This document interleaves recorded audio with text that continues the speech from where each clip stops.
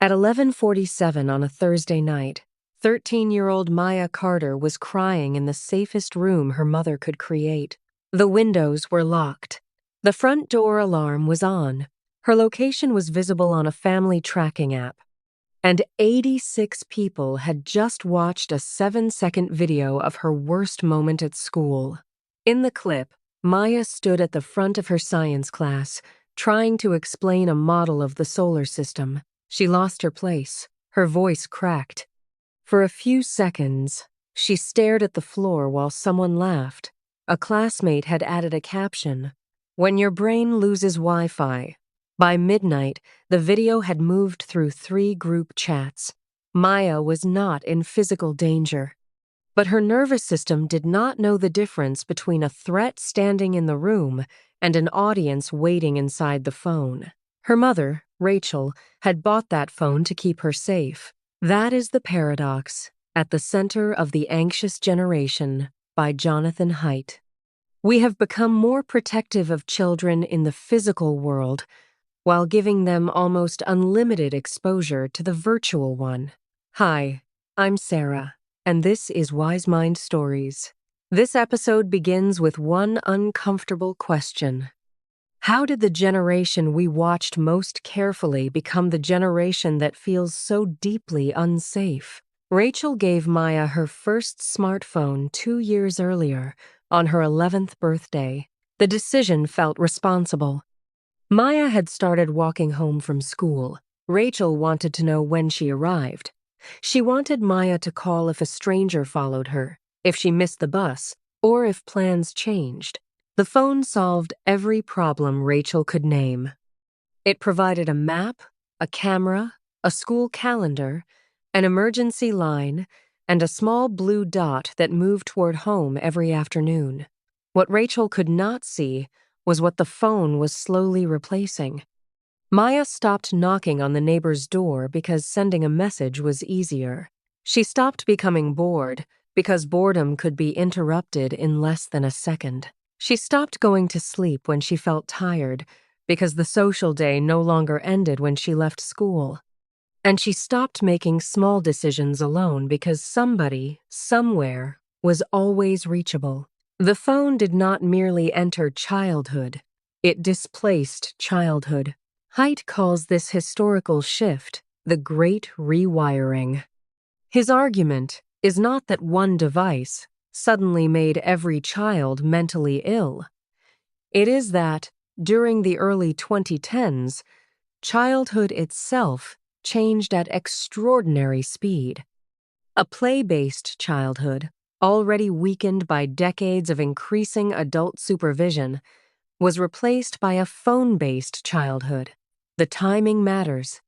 After years of relative stability, multiple measures of adolescent depression, anxiety, self-harm, and suicide began rising sharply in the early 2010s, particularly among girls. At roughly the same time, smartphones became common, front-facing cameras changed social media, and teenage social life moved onto platforms available every hour of the day. Haidt sees more than coincidence. He sees an uncontrolled social experiment. His critics warn that matching trend lines do not prove one caused the other. They point to economic stress, family instability, changing awareness of mental health, and many other forces. They also note that online communities can offer real connection, especially to young people who feel isolated in their physical surroundings. That scientific caution matters. The United States Surgeon General's advisory on youth and social media reaches a careful but still troubling conclusion. Social media can benefit some young people. The effects vary. And much of the research is correlational. But we also do not have enough evidence to conclude that it is sufficiently safe for children and adolescents. You do not have to believe that the phone is the only cause of adolescent anxiety to ask a simpler question. What did it replace? Think about the last evening in your home. What problem did technology solve? And what human experience did it quietly remove? Rachel did not ask those questions when she bought the phone. She remembered a different childhood. 10 years before Maya entered middle school, Rachel's older son Daniel had been 13. Daniel owned a basic phone, but it usually stayed at the bottom of his backpack with a dead battery. On summer afternoons, he rode his bike through the neighborhood with 3 friends. Rachel knew the names of the boys. She did not know their exact location. One afternoon, Daniel came home nearly an hour late. His jeans were torn. His right knee was bleeding. Black grease covered both hands. Rachel was furious. Then he told her what happened. His bicycle chain had come loose near a small grocery store. None of the boys knew how to fix it. They argued about whose fault it was, tried 3 bad ideas, and made the problem worse. Eventually, Daniel walked into the store and asked the owner if he could borrow a wrench. The owner came outside, showed them how to loosen the rear wheel, and made Daniel put the chain back on himself. Then the boys raced home. Daniel returned dirty, embarrassed, and proud. He had left the house with a bicycle. He returned with evidence. Evidence that when something went wrong, and no adult who loved him was immediately available, he could find an adult, ask for help, tolerate embarrassment, and participate in the solution. Confidence is not downloaded from advice. It is built from surviving small failures. Maya rarely received that kind of evidence. When she walked home, Rachel watched the blue dot. When she forgot an assignment, the school portal notified both of them.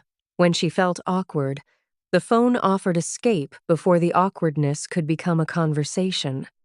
And when she made a mistake, it could be recorded, edited, ranked, and replayed. Daniel's worst middle school moments mostly disappeared when the people present forgot them. Maya's could become content. Could you have handled your most embarrassing moment at 13 if the entire grade could replay it before breakfast? Older generations sometimes answer this problem with nostalgia. They say children were tougher before smartphones. That is too easy. Children did not choose the environment. Adults built it, schools accepted it, technology companies optimized it, and parents entered it one reasonable decision at a time. Maya was not weak because 86 views felt unbearable. At 13, social belonging is not a decorative part of life. It is one of the main ways the developing mind learns who it is. A public signal of rejection can feel enormous because, at that age, it is enormous. The problem was not that Maya cared what people thought. The problem was that the audience never went home. We protected children from scraped knees and handed them an audience that never sleeps.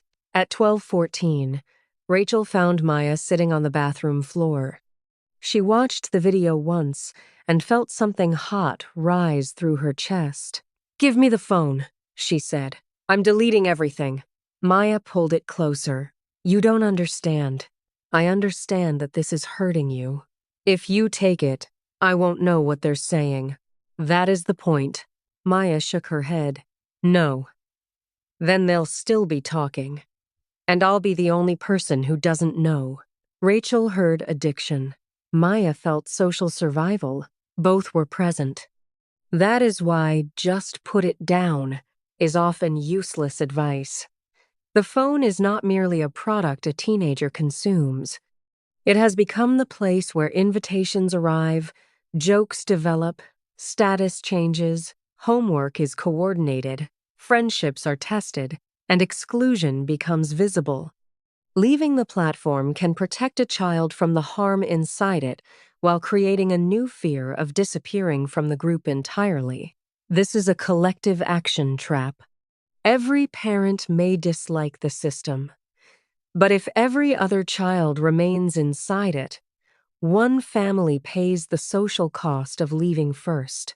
Rachel documented the post, reported it to the school, and helped Maya request its removal. Those actions mattered, but the next morning revealed a larger problem. Maya had slept for less than 5 hours. At breakfast, she checked the phone beneath the table.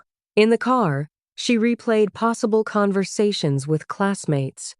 During first period, she could not remember a paragraph she had read 3 times.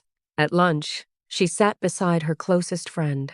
Both girls looked down at their screens. They were together. They were connected. They were not fully with each other. Haidt describes 4 foundational harms of a phone-based childhood: social deprivation, sleep deprivation, fragmented attention, and addiction. Maya experienced all 4 before Friday afternoon. Not because she spent every hour looking at harmful content, because the device reorganized sleep, attention, friendship, and self-control around its constant availability. The deepest cost of a technology is sometimes not the harm it adds. It is the life it crowds out. That weekend, Rachel tried the most obvious solution. She announced that Maya's phone would charge in the kitchen after 9 o'clock. Maya protested that her friends planned everything late at night. Rachel said the rule was final. Maya said Rachel was destroying her life. Daniel, now home from college, advised everyone to calm down, which helped nobody. At 9:04, Rachel took the phone. At 9:17, Maya opened the same group chat on an old tablet. The rule had changed the location of the screen. It had not changed the world around it. Rachel nearly responded with more control. Instead, she remembered Daniel's bicycle chain. What if the goal was not only to remove something harmful? What if it was to restore something missing? She called 3 parents from the neighborhood. All 3 had been having different versions of the same argument. Together, they proposed a Saturday afternoon at the community park. The phones would stay with the adults. The children would choose what to do. No scheduled activity, no coach, no photos for social media. The plan sounded embarrassingly small. Maya hated it. For the first 20 minutes, 6 teenagers stood near a basketball court asking what they were supposed to do. Nobody knew. That was the point. One boy found a piece of chalk and drew a target on the pavement. Someone else invented a scoring system using a tennis ball. The rules were unfair. 2 people argued. The game changed 3 times. Then the ball rolled beneath a locked maintenance gate. The group tried reaching it with a branch. The branch snapped. Maya found a groundskeeper, explained the problem, and asked whether he could open the gate. He handed her a long metal hook instead. "You can get it," he said. She did. It was not therapy. It did not erase the video or cure anxiety in one afternoon. But Maya returned home with something the algorithm could not give her: new evidence. She was not only the girl who froze for 7 seconds in science class, she was also the person who walked up to a stranger, explained a problem, and brought the ball back. A digital identity can trap a child inside one visible moment. Real life keeps offering another moment. That night, Maya still asked for her phone. Rachel gave it back. They talked about the kitchen charging rule again. This time, Rachel did not present it as a punishment for being unable to control herself. She explained what the phone had been taking from the next day: sleep, attention, the ability to be somewhere without performing for somewhere else. Maya did not suddenly agree with every word, but at 10:32, she placed the phone on the kitchen counter herself. The next night, she kept it until 11:08. Change did not arrive as a perfect rule. It arrived as a different understanding of what needed protection. If you want to apply the central idea of this episode, begin with the SAFE audit.